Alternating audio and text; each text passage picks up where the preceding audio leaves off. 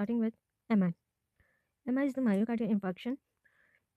सबसे पहले जब पेशेंट आता है वो चेस्ट पेन के साथ आएगा। सबसे पहले आप क्या करेंगे, उसकी ECG करेंगे और कार्डियक बायोमार्कर्स करेंगे। ECG में आपको 12 लीड ECG होती है, उसमें डिफरेंट पैटर्न्स मिल सकते हैं। ST एलिवेशन मिल सकता है जिसे हम स्टेमी कहते हैं, और ST डिप्रेशंस मिल सकते हैं जैसे हम अनस्टेमी अनस्टेबल एंजाइना। अगर उसमें कार्डियो बायोमार्कर्स इंक्रीज हैं तो हम उसे अनस्टेमी कहेंगे, और अगर डिक्रीज हैं या फिर नहीं है तो हम उसे अनस्टेबल एंजाइना कहेंगे। New ST elevation at the G point in two anatomically contiguous leads with the following threshold: greater than 1 millimeter in all leads except V2 and V3, and greater than 1.5 millimeter in women, and greater than 2 millimeter in men aged greater than 40. New left bundle branch block with clinical presentation consistent with the acute coronary syndrome. या ST elevation मिल जाए या फिर new left bundle branch block मिल जाए तो हम acute coronary syndrome के साथ, ACS के साथ, तो आप उसे स्टेम कहेंगे। Perioperative MI is common in patients undergoing non-cardiac surgery. Suppose कोई लैम्प की सर्जरी है आफ्टर एक्सीडेंट, उसके ऑपरेट करें आप, तो उसके ऑपरेशन में भी perioperative during the operation MI common होता है। Intraoperative haemorrhage requiring blood transfusion increases the risk likely due to reduce oxygen delivery to the myocardium. अगर बहुत ज़्यादा हेमरेज हो, ब्लड की शॉर्टेज हो जाती है, कम हो जाता है, तो ज़ाहिर सी बात है मायोकार्डियम को भी ब्लड कम मिलेगा, जिससे इस्कीमिया हो जाता है। Patients with perioperative MI often lack chest pain, possibly due to the receipt of post-operative point control. अब पेशेंट आपके पास स्टेमी, सबसे पहले आपने ECG चेस्ट पेन के साथ आया, आपने ECG की, वो कार्डियक मार्कर्स किए। उसके बाद क्या करेंगे, आपको कार्डियक मार्कर्स भी एलिवेटेड मिले, ECG में ST एलिवेशंस थी, तो आपने क्या करना है, कुछ ड्रग्स देनी है। एस्पिरिन, सप्लीमेंटल ऑक्सीजन तो देनी है, एस्पिरिन देनी है, हेपरिन देनी है, स्टैटिन्स देने हैं। एस्पिरिन ड्रिप अपने नाइट्रेट्स की दे देनी है। नाइट्रेट्स की ड्रिप आप इंफीरियर वाला वॉल MI को नहीं देते, और बीटा ब्लॉकर्स देते हैं। बीटा ब्लॉकर्स आप AV ब्लॉक पेशेंट्स को नहीं देंगे क्योंकि वो हाइपरटेंशन में, तो नाइट्रेट्स इंफीरियर वॉल MI को नहीं देते क्योंकि राइट हार्ट फेलियर हो जाता है, जैसे हाइपरटेंशन होती है और DVT रेज होता है। नाइट्रेट्स आप क्लोपिडोग्राल देंगे, बीटा ब्लॉकर देंगे, unless hypertension, bradycardia, heart failure और हार्ट ब्लॉक।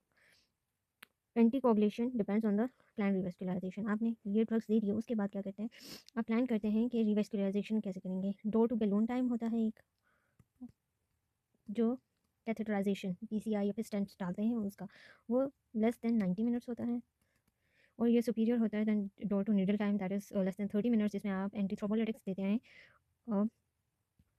TPA। ठीक, आपने देखना है अगर परसिस्टेंट पेन है, हाइपरटेंशन, जो हार्ट फेलियर है, तो अभी नाइट्रोग्लिसरीन नाइट्रेट्स देते हैं, मगर राइट हार्ट फेलियर और हाइपरटेंशन वाले को नहीं देंगे। पेन क्योंकि प्रीलोड कम हो जाता है। परसिस्टेंट पेन, स्वेयर पेन में अभी मॉर्फिन देते हैं pain killer. Unstable sinus bradycardia में चला गया है तो आप बीटा ब्लॉकर्स तो नहीं देंगे, मगर एट्रोपिन देंगे। और पल्मोनरी एडीमा हो गया, तो आपने फ्रूसिमाइड दे देनी है। और पल्मोनरी एडीमा कार्डियोजेनिक शॉक में होता है, जो कि most commonly interior wall MI में होता है। रिपरफ्यूजन उसके बाद कर देनी है with PCI, that is percutaneous coronary intervention with stent implantation within 30 minutes, that is preferred. अगर आपके पास टाइम, आप नहीं कर सकते रिपरफ्यूजन, कैथेटराइजेशन नहीं कर सकते, उसके इक्विपमेंट नहीं है, तो आप थ्रोम्बोलाइसिस करेंगे with in 30 minutes. Acute management of acute coronary syndrome, that is initial management तकरीबन सबकी सेम होती है, स्टेमी, अनस्टेमी और unstable angina.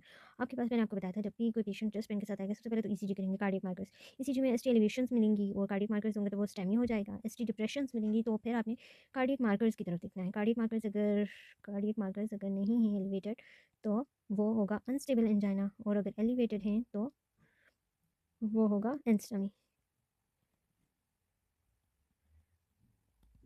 And initial management मैंने आपको बताया था कि सबसे पहले तो एस्पिरिन देंगे, antiplatelet therapy, aspirin and clopidogrel, P2 white bulb inhibitor, that reduces the platelet activity.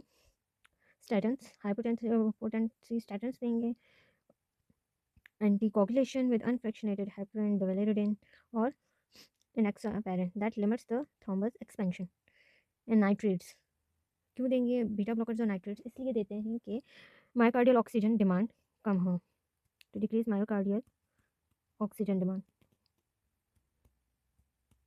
Nitrates देंगे तो प्रीलोड कम होगा, मायोकार्डियल ऑक्सीजन डिमांड कम होगी। मगर आपने हाइपोटेंशन और राइट वेंट्रिकुलर इन्फार्क्शन वाले पेशेंट को नहीं देने, कॉन्ट्राइंडिकेटेड होता है। बीटा ब्लॉकर कार्डियो सेलेक्टिव देते हैं, मेटोप्रोलोल और एटिनोल, मगर ये डिक्रीज करते हैं myocardial oxygen demand to limit infection size. जैसे मैंने आपको बताया था, ये दोनों ही मायोकार्डियल ऑक्सीजन डिमांड को कम करते हैं। But they are contraindicated in cardiogenic shock, AV block and पेरिकार्डिया।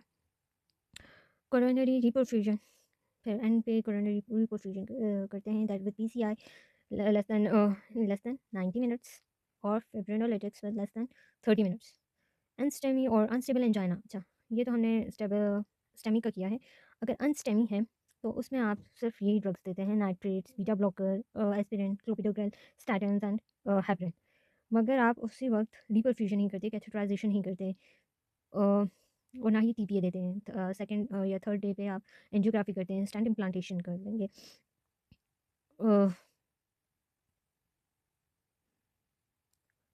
Management of unstable angina और एनस्टेमी। अनस्टेबल एंजाइना या एनस्टेमी, चेस्ट पेन के साथ पेशेंट आए, ईसीजी की, एसटी डिप्रेशंस मिले, ठीक। फिर आपने कार्डिक मार्कर्स किए, कार्डिक मार्कर्स एलिवेटेड मिले तो वो एसटी एनस्टेमी था, और अगर एलिवेटेड नहीं मिले तो वो अनस्टेबल एंजाइना। इनके लिए आपने आपको वो ड्रग्स बताए थे वही देते हैं, that is nitrates, beta blockers, statins, aspirin, और फिर रिपरफ्यूजन विद इन, और स्टेंट इम्प्लांटेशन और पीसीआई विद इन 24 आवर्स या सेकंड डे पे कर लेते हैं। Thrombolysis in the myocardial infection risk score, her risk का ये रिस्क है और हर रिस्क का 1 पॉइंट है। Age greater than 65, greater than 3 risk factor for coronary artery disease, greater than 50% of stenosis, use of aspirin in the past 7 days, greater than 2 angina episodes within the preceding 24 hours, elevated serum markers, that is TROP-I, and ST deviation of greater than 0.5 millimeter on admission on ECG। अच्छा, जैसे ये coronary artery है, atherosclerosis हो चुकी है, अब chest pain तब तक नहीं होगा जब तक ये ओक्लूड नहीं करता तकरीबन 75% ऑफ कोरोनरी आर्टरी। 75% तक हो, अगर ओक्लूजन हो जाती है, से कम तक होती है तो वो एसिम्प्टोमेटिक होगा पेशेंट। 75% से ज़्यादा होगी तो वो एंजाइना की फॉर्म में प्रेजेंट करता है। वो अनस्टेबल एंजाइना हो सकता है या फिर एनस्टेमी या स्टेबल एंजाइना। मगर अगर 100% ओक्लूजन हो जाए तो वो स्टेमी के तौर पर प्रेजेंट